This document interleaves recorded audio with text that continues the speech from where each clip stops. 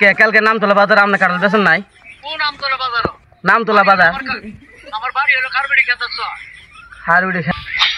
Hello hello ভাই, কই আছো? কেরা?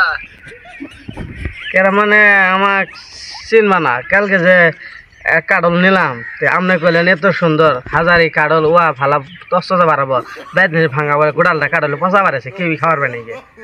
আমি তো কারোর বেশি না ভাই, আমি তো বেন্ডেলালা। প্যান্ডেলালা না, আমি নম্বর চেক করছি, আপনার ছেলে নিছি। না না, আমি কোন জীবন আমার কারোর কাছে নাই।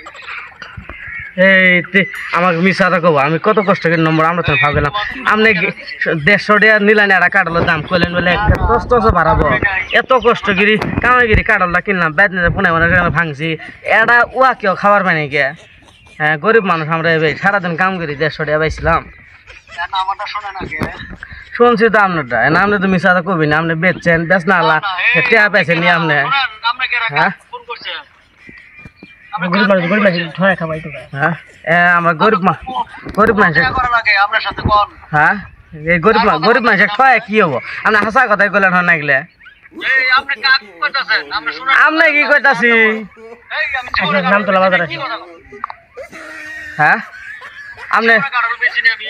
কে কালকে নামতলা বাজার আপনি কাটল বেছেন নাই? কোন নামতলা বাজার?